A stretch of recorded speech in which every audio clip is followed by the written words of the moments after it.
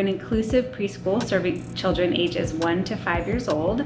Inclusive means that we have children with and without developmental delays and disabilities who learn and play together in our classrooms all day long. The need for the STEM lab arose right after the pandemic when the school opened back up and we were no longer using our kitchen to serve meals.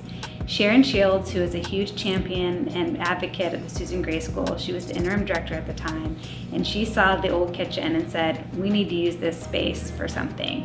And so her idea was to create it into a science STEM lab. And she planted the seed, and then we got several grants to support us in renovating the space. And then we also got support from Sharon and her partner Katherine Osten to further develop the STEM lab and construct it the way it is today. I've had a long history with the Susan Gray School, and I'm just so excited for the things that this school is now living into. I think Susan Gray would just be amazed at all of the things that are transpiring in the school. But it means so much to me to have a hand in its development and evolution and its growth, beginning to work on a STEM lab, taking an old kitchen and revisioning it in new ways and working with the staff and our new director, Katherine Newman, to really make this a reality.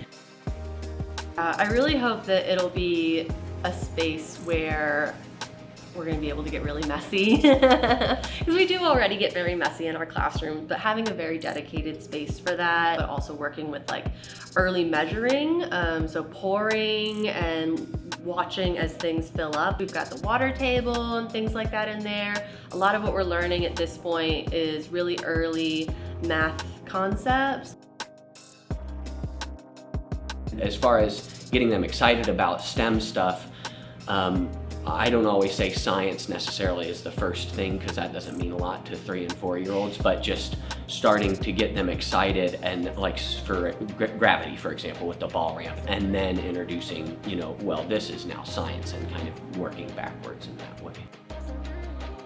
My hopes for the STEM lab are that it will be open to everybody. I know friends from the Acorn School can come and visit, but that this could be a place for all early childhood professionals and kids, but professionals could maybe come and observe how does this work with little kids, and see how maybe they could take these things and use them in their schools and classrooms. So the colors is red, and that's blue. What does red and blue make when you put it together?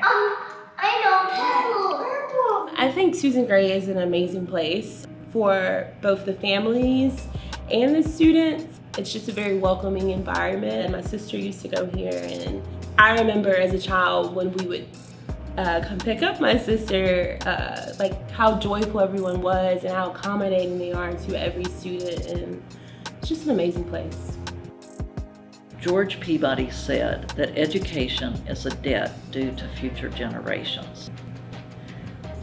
That is something that has really stuck with me for the 51 years that I have been here. This is a way of giving to future generations. So it is my hope that this school will become a central hub for our community to experience new ways of growing and learning and giving children the advantage of using our lab.